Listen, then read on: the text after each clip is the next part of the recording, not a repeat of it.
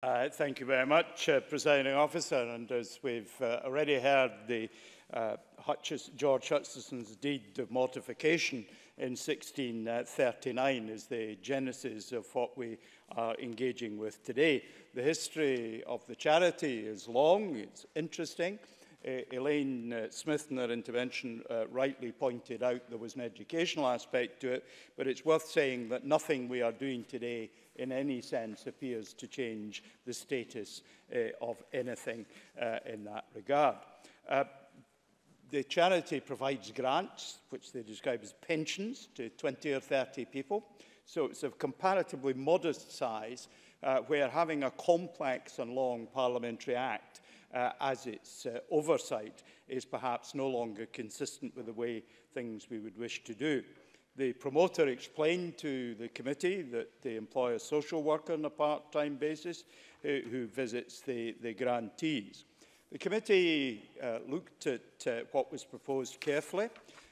We looked at the impacts in particular that there might be on those who are receiving support, and we've had assurances which we accept that the promoter gave us that no one currently in receipt of benefits would lose out as a result of the changes that are now being proposed.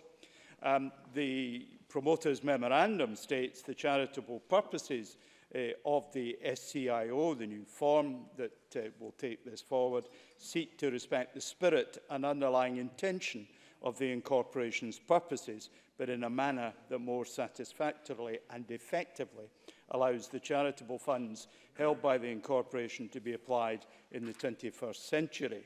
The SCIO that will take over is already established, waiting to take responsibility. It's a modern form of organisation for charities, provided for by the Charities and Trustee Investment Scotland Act of 2005 and regulated by the Office of the Scottish Charity Regulator.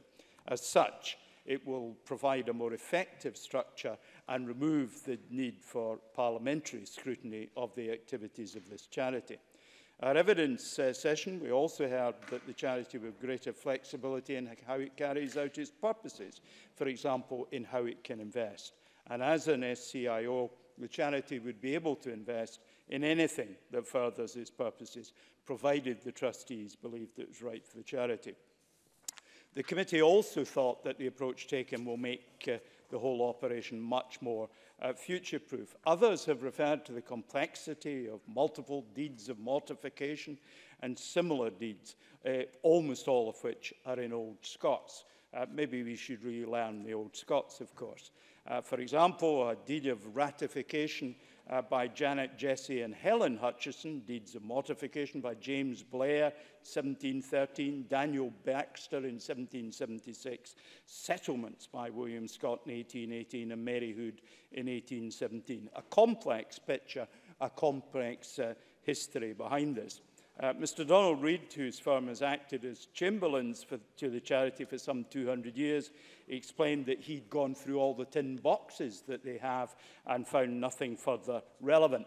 And it's worth saying that this is an unusual opportunity that a lawyer has presented to the Parliament. At his request, we are going to reduce that lawyer's income. And therefore, I commend this absolutely as something that Parliament should be supporting. In the event that something arises that's not in the tin boxes, the SCIO will be the body that will deal with it. Like others, I thank all those colleagues on the committee, and in particular the Non-Government Bills Unit, who have, as promised, smoothed the path and made this a straightforward matter for the committee to deal with. And I hope the vote at 5 o'clock reflects Parliament's belief that that is also the case.